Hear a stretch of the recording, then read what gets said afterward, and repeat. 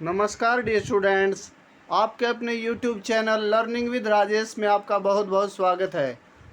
Class 10th में हमने political science से लेसन 2 स्टार्ट किया हुआ है, जिसका नाम है संघवाद। लोकतांत्रिक राजनीति बुक से संघवाद के बारे में हमने जाना कि संघवाद का अर्थ क्या है, संघवाद की विशेषताएं क्या हैं, और उसके बाद हमने जाना कि संघवाद के अंतर्गत 2 प्रकार की सरकारें पाई जाती हैं, एकात्मक सरकार और संघात्मक सरकार। कल हमने जाना कि एकात्मक और संघात्मक सरकार में क्या अंतर है।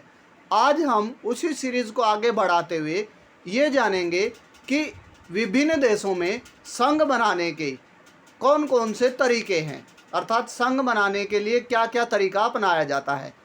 संघ बनाने के 2 तरीके प्रचलित हैं विश्व में। पहला तरीका कमिंग टुगेदर फेडरेशन कहलाता है। अब कमिंग टुगेदर फेडरेशन का क्या मीनिंग है, कैसे बनता है, जानेंगे।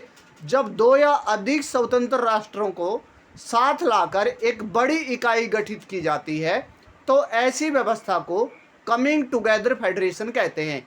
कमिंग का मतलब आप समझिएगा, क्रैमिंग मत कीजिए। कमिंग का मतलब है आ जाओ, आ जाओ, हम मिलकर क्या बनाते हैं, एक बड़ा सा संघ बनाते हैं।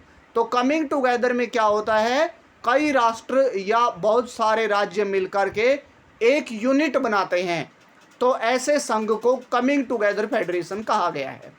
ऐसे में दोनों स्वतंत्र राष्ट्र अलग अलग पहचान भी बनाए रखते हैं। मान लिया कि उन्होंने एक संघ बना लिया, लेकिन पहचान दोनों की अलग अलग रहेगी, दोनों की सुरक्षा भी अच्छे से रहेगी, क्योंकि दोनों मिलकर सुरक्षा भी अच्छे से कर सकते हैं।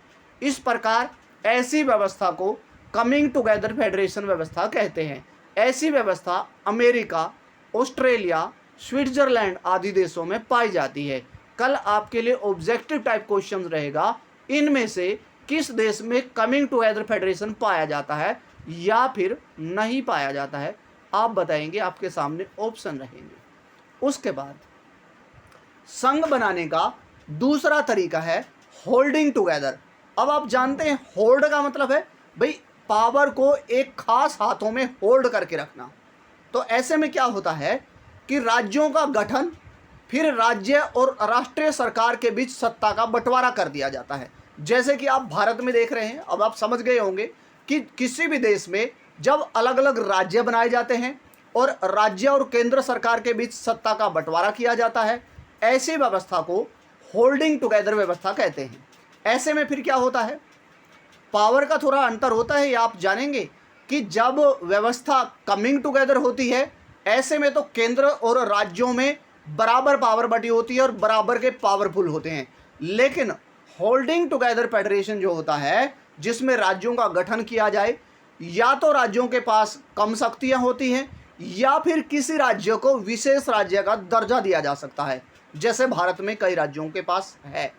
उसके बाद आपने समझा होल्डिंग टुगेदर फेडरेशन क्या होता है, और उदाहरण के तौर पर भारत, बेल्जियम, स्पेन आदि देशों में होल्डिंग टुगेदर व्यवस्था है। तो क्या समझे आप कि इन देशों में अलग अलग राज्यों का गठन किया गया है, केंद्र सरकार के पास अपनी पावर है, उन्होंने कुछ पावर राज्य सरकारों को दे रखी है, उनकी अपनी अलग पावर है, और केंद्र सरकार के पास ज़्यादा पावर है, जबकि राज्य सरकार के पास या तो कम पावर है या उन्हें किसी न किसी राज्य को विशेष राज्य का दर्जा दिया हुआ। उसके बाद भारत में संघीय व्यवस्था। भारत में संघीय व्यवस्था के तहत क्या किया गया है, यानी कौन से संवैधानिक प्रावधान किए गए हैं जिसके तहत भारत में संघीय व्यवस्था को सफल बनाने का प्रयास किया गया है। तो देखिए, संघीय व्यवस्था को कामयाब बनाने के लिए भारत में अलग अलग सरकारों के, अलग अलग स्तर की सरकारों के अलग अलग अधिकार क्षेत्र बताए गए हैं। कल हमने ये जाना था कि अधिकार क्षेत्र क्या होता है। आज हम जान रहे हैं कि अलग अलग सरकारों के अलग अलग अधिकार क्षेत्र संविधान में सुनिश्चित किए गए हैं। उसके लिए क्या किया गया है, उसके लिए विधायी यानी कानूनी अधिकार बनाए गए हैं। भाई हरियाणा राज्य का किस एरिया में कौन कौन से विषयों पर कानूनी अधिकार रहेगा, ये संविधान में लिखा है। तो कानूनी अधिकारों को 3 हिस्सों में बांटा गया है, किसके लिए, संघीय व्यवस्था को कामयाब बनाने के लिए। तो क्या किया गया है, पहला हिस्सा बनाया गया है संघ सूची का। कानूनों को 3 हिस्सों में बांटा गया है। पहला हिस्सा बनाया है संघ सूची। इसमें वर्णित विषयों पर केंद्र सरकार कानून बनाएगी। यानी जो विषय संघ सूची में शामिल किए हैं संविधान ने, कहा गया है कि इन पर केंद्र सरकार कानून बनाएगी। और इनमें कौन कौन से विषय शामिल रहेंगे, जैसे कि प्रतिरक्षा, डिफेंस है, और जो इंटरनेशनल अफेयर्स हैं, विदेशी मामले हैं, बैंकिंग है, संचार है, ये मामले संघ सूची में आते हैं। आपसे कल ऑप्शन टाइप या ऑब्जेक्टिव टाइप क्वेश्चन पूछा जा सकता है कि निम्न में से कौन सा विषय संघ सूची के अंतर्गत आता है या नहीं आता है। उसके बाद राज्य सूची बनाई गई है। राज्य सूची में राज्य सरकार कानून बनाएगी। यानी राज्य सूची क्या है बे? ऐसे विषय जिन पर राज्य सरकार कानून बना सकती है, उन विषयों की सूची को राज्य सूची कहा गया है। तो कौन कौन से विषय शामिल हैं? पुलिस, व्यापार, कृषि, ऐसे मामले राज्य सूची में शामिल हैं। उसके बाद तीसरी सूची या तीसरे कानूनी अधिकार बनाया गया है संवर्ती सूची। संवर्ती सूची में दोनों सरकारें कानून बना सकती हैं। अब दोनों मतलब केंद्र सरकार और राज्य सरकार। लेकिन इनमें कौन कौन से विषय शामिल है ये हम पहले पढ़ लेते हैं, उसके बाद एक टिपिकल पॉइंट जानेंगे।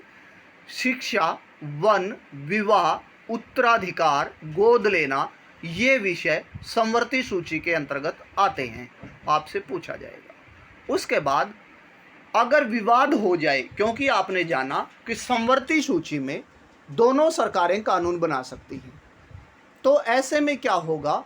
केंद्र सरकार का कानून मान्य होगा अगर कोई विवाद हो जाए तो आपने जाना कि किस प्रकार भारत में संघ व्यवस्था को सफल बनाने के लिए 3 सूचियां बनाई गई हैं।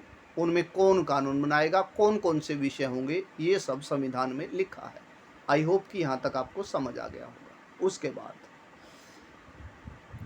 बाकी बचे हुए विषयों की सूची। अब आप कहेंगे ये अलग से आगे, देखिए हमारे संविधान ने शुरुआत में 3 सूचियाँ ही बनाई थी, लेकिन एक सूची और हो गई। वो कौन सी सूची हो गई? बाकी बचे हुए विषयों की सूची। अब आप कहेंगे इनमें कौन से विषय आते हैं? ये वे विषय हैं जो संविधान बनने के बाद आए, यानी तकनीकी बदलाव, टेक्नोलॉजी चेंज की वजह से नए नए विषय आते रहते हैं। जैसे सॉफ्टवेयर टेक्नोलॉजी है, कंप्यूटर वगैरह के विषय हैं, वो किस में आते हैं? वो इस बाकी बचे हुए विषयों की सूची में आते हैं। फिर अगला पॉइंट हमारा आता है कि इसमें केंद्र सरकार कानून बनाएगी, यानी बाकी बचे हुए विषय केंद्र सरकार के अधीन आते हैं। उसके बाद हमारे देश में केंद्र शासित प्रदेश हैं, यानी संघीय व्यवस्था को मजबूत बनाने के लिए हमारे देश में केंद्र शासित प्रदेश भी बनाए गए हैं। तो केंद्र शासित प्रदेश का अर्थ हम जानेंगे। वे छोटे इलाके जो अपने आकार के चलते न स्वतंत्र प्रांत बन सकते हैं और न किसी प्रांत में मिलाए जा सकते हैं, ऐसे इलाकों को केंद्र शासित प्रदेश कहा गया है। आई होप कि आपको समझ आ गया। उसके बाद उदाहरण के तौर पर आपने कक्षा 9 में भी पढ़ा था, दिल्ली, चंडीगढ़, पुडुचेरी, ये इनके उदाहरण हैं। उसके बाद केंद्र और राज्यों के बीच शक्तियों का बंटवारा हमारे संविधान की सोच है, यानी संविधान की अच्छी सोच है ताकि देश में संघवाद बना रहे। अब अगर इन विषयों में या फिर इस शक्तियों के बंटवारे को बदलना है तो क्या करना होगा, कैसे बदला जाएगा? तो बदलना इतना आसान नहीं है लेकिन कठिन भी नहीं है। तो देखिए क्या किया जाना चाहिए यदि हमारे देश में शक्तियों का बंटवारा करना है तो, यानी शक्तियों के बंटवारे को में संशोधन करना है, तो बदलाव करना है तो क्या होना चाहिए? संसद के दोनों सदनों में प्रस्ताव पारित होना चाहिए, तभी हमारे देश के संविधान में बदलाव किया जा सकता है। उसके बाद आधी से ज़्यादा विधानसभा, यानी हमारे देश में आधे से ज़्यादा राज्यों की विधानसभाएं अगर बदलाव के समर्थन में हैं तो तभी देश के संविधान में संशोधन किया जा सकता है। ये भी 3 मार्क्स के लिए इम्पोर्टेंट क्वेश्चन है कि हमारे देश के संविधान में संशोधन करना इतना आसान नहीं है। तो इस कथन की व्याख्या कीजिए। आप बताएंगे आसान नहीं है उसके लिए क्या किया जाना चाहिए। उसके बाद न्यायपालिका की भूमिका, हमने सभी पॉइंट्स एक एक करके जाने थे पहले कि जिस देश में संविधान होता है वहाँ पर न्यायपालिका की भी भूमिका होती है, वहाँ संविधान की सर्वोच्चता होती है, संविधान में सब कुछ पहले से लिखा साफ साफ लिखा होता है। तो हमारे देश में न्यायपालिका की क्या भूमिका है कि वो शक्तियों के बंटवारे का विवाद निपटाता है। अगर कोई विवाद हो जाता है शक्तियों के बंटवारे को लेकर किसी राज्य सरकार या केंद्र सरकार के बीच में, तो उच्च न्यायालय या सर्वोच्च न्यायालय में इसका फैसला किया जाता है। उसके बाद आज का गृह कार्य, नोट्स बनाने हैं आपको कि संघ बनाने के तरीकों का वर्णन कीजिए। तो संघ बनाने के 2 तरीके हैं, आपको पता है, और संघ बनाने के दोनों तरीके कमिंग टुगेदर और होल्डिंग टुगेदर। आप बता पाएंगे कि भारत में कौन सा तरीका है? तो बताएंगे कि भारत में होल्डिंग टुगेदर है। और होल्डिंग टुगेदर में कौन पावरफुल होता है? आप बताएंगे कि केंद्र सरकार पावरफुल होती है। उसके बाद भारत में संघीय व्यवस्था बनाए रखने के लिए कौन से संवैधानिक प्रावधान किए गए हैं?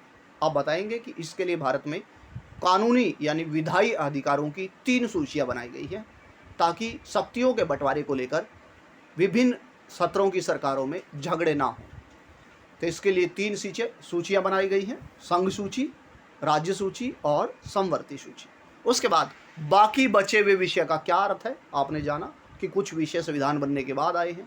उसके बाद संविधान संशोधन की प्रक्रिया कैसे होती है, यानी संविधान में बदलाव करना आसान नहीं है या फिर कैसे किया जा सकता है, आप बताएंगे। उसके लिए संसद के दोनों सदनों की और आधे से ज़्यादा विधायिका यानी विधान सभाओं की अनुमति होनी चाहिए।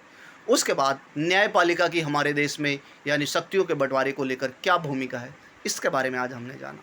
आई होप कि आपको आज की वीडियो अच्छी लगी होगी, कंटेंट अच्छा लगा होगा। यदि आपको वीडियो अच्छी लगे तो please subscribe the channel, share and like also. यदि आप मेरे चैनल पर नए हैं तो प्लीज़ सबसे पहले सब्सक्राइब कर लीजिए और बेल आइकन ऑन कर लीजिए ताकि आपके पास समय पर नोटिस आते रहें। Thank you and have a nice day.